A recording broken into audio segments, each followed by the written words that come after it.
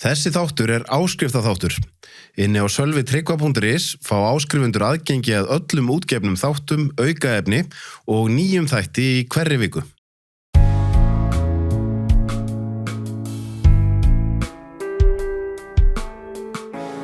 Gaman að fá það eins og. Sömuleiðis, fá koma til þín. Hvernig líst þér á, þú sagðir þegar þú komst inn að það voru bara hugleiðslupúðar og alls konar. Þetta var náttúrulega svona jógarými hjá mér. Já, mér líst bara vel á það. Ekki? Já, ég lærði jógakennari, sko. Já, það? Já, hann Guðjón, sonur minn, hann alltaf, held hann hefði kennt einhverjum 84 kennurum, svo ég fór í fyrsta námskeiði hjá honum og ég ætlaði að kenna jóga fyrir vestan, samhliða því að vera með hótelrestur og svona alltaf var aldrei tími til þess. Það var stundu tími til að gera það fyrir mig sjálf og alltaf að veturna. Alveg Guðjón Bergmann? Já. Sonur þinn? Hann sonur minn, já. Hann var nú heldur betur frumkvöld, sko, þegar hann var með jóga og svona á skjá einum og alls konar. Já, með tantrajóga. Tantrajóga og alls konar. Já. Þá var nú ekki, þá voru nú bara kallmenn ekki að gera jóga yfir höfuð, sko. Nei. Hann var, þetta sko, ég byrjaði að gera jóga því ég 18 ára. Þetta var svona æfingar sem einhvern veginn höfðu til mín, sem ég fann svo upplagt þegar hann fór að kenna og að ég myndi líka læra hjá honum. Og yngri sonur minn líka jógakennari, þannig að þetta 3 jógakennara fjölskylda. Akkur heldur að synir þínir hafa ákveðið að verða jógakennari? Heldur að hafa komið þig að gera? Ég veit það ekki. Ég var náttúrulega alltaf að gera einhverjar æfingar og eitthvað jóga og eitthvað þegar voru krakkar og það náttúrulega þeir eru aldrei upp í svona umhverju þar sem að við vorum, sko, ég stofna Verslunum Betra líf 89, við stofnum stjörnuspekimiðstöðuna með Gullastjörnu 85, það var alltaf verið að ræða alls konar svona stjörnuspeki, andleg mál, lesa bækur í þessum dúr og svo komið heilsumálinn inn í, þannig að þetta umhverfið sem þeir eru aldrei upp í, það var mjög reglulega erlendi fyrirlesarar eða miðlar eða eitthvað í heimsókn hjá okkur og gistu heima hjá okkur þannig að þetta umhverfið sem þeir koma úr, sko. 85, 87 Gulli þarfst að tala bara hinn eina sanna, Gulla Stjörnu. Já, Gulli Guðmunds. Já. Sko, það var mjög skemmtilegt að ég sportryggi og Gulli heitir maðurinn minn, hann var Vog og svo Gulli Stjarna. Já, á þætti bara held ég á, sko, RÚV, það var ekki komin held í Rás 2 eða kannski var það Rás 2, ég man ekki, hann einhver svona morgun þætti og það verið að spyrja fólk má hringja inn og spyrja hvernig merkin passi saman og eitthvað svona og það hringir inn einhverju umgjörskona og segir hvernig passa saman Vog og sportryggi og Gulli Stjarna sem er smá fóbíu fyrir sportryggum að hann svara illa og minn maður að labba út í vinnuna akkurat rétt fyrir 9, akkurat þegar hann heyrir þetta og segir, hringdu þennan mann, það getur ekki passað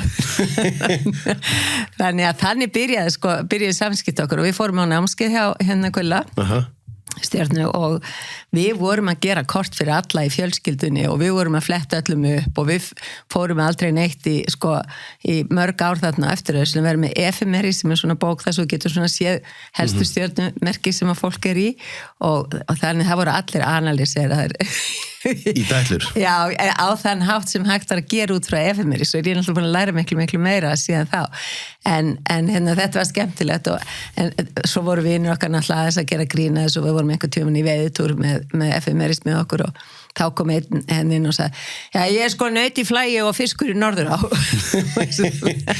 þannig það var alls konar gert grína þessu sem við vorum að gera. En þetta skemmtilegur, sko, þú ert að fara inn í ákveðin tíðarandan, ég var að taka viðtal við hann Guðna Gunnars. Já.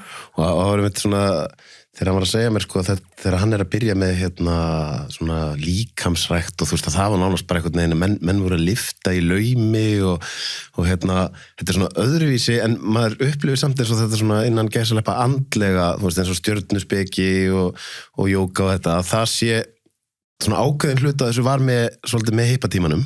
Já, og svo er þetta núna einhvern veginn aftur að blossa upp psychedelic-efnin og alls konar dót sem það er svolítið eins og sé að koma umferð 2 af alls konar hlutum. Það er að gera það á vissan hátt, sko, en 1987 þá verður það sem er kallað í heiminum harmonic convergence sem er svona breyting í orkuflæðinu og í framhaldi af því þá myndast það sem hefur verið kallað nýaldarsamfélög og við vorum með nýaldar samtök og gáum út bækur undir heiti nýaldabóka og annað þess að þar sem að fólk var í rauninni fyrsta skipti að byrja að tala tilfinningar og að tala að það þyrfti að vinna úr einhverju, þú veist, gömlu og eitthvað þess að þar og ég held að við höfum á þessum tíma verið að færa okkur meira inn í hjartaorkuna það er svona byrjunin á því sem verður þá og svo og það heldur áfram vel inn í sko alveg fram til svona 1900 allir svona 1900 fram undir 2000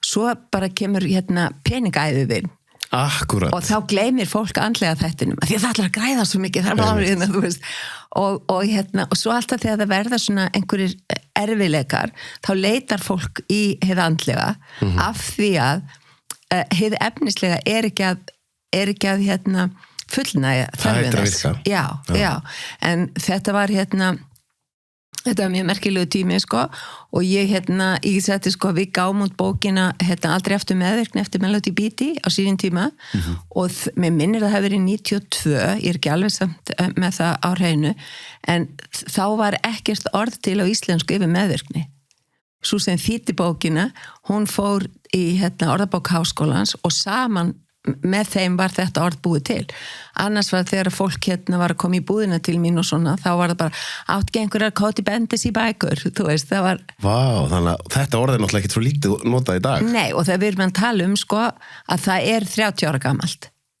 Ég nefnilega var með einn viðmælandi hjá mér sem heitir Brynja Karl Körbólþjálfur og hann segir alltaf að vera meðháður Já Hann notar annað orð meðháður og það er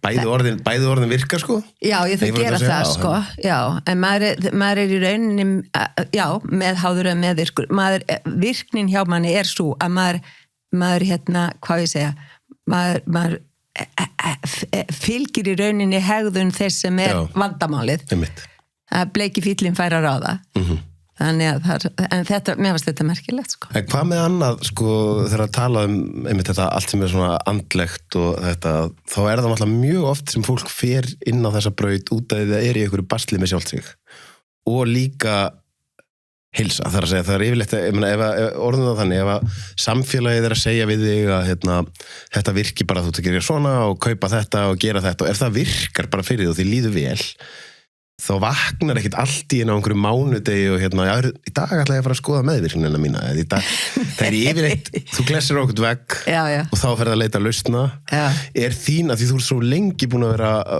spekulir í heilsu er þín vegferð þá klassískt dæmi um þetta, þú ert að basla með heilsuna sjálf Já, ég er náttúrulega sko, ég er eiginlega alveg á því að ég hef verið með mjólkuróðþol frá fæðingu Seinni hlutin af þessum þætti er aðgengilegur inni á sölvitryggva.is Þar fá áskrifundur aðgang að nýjum þætti í hverri viku.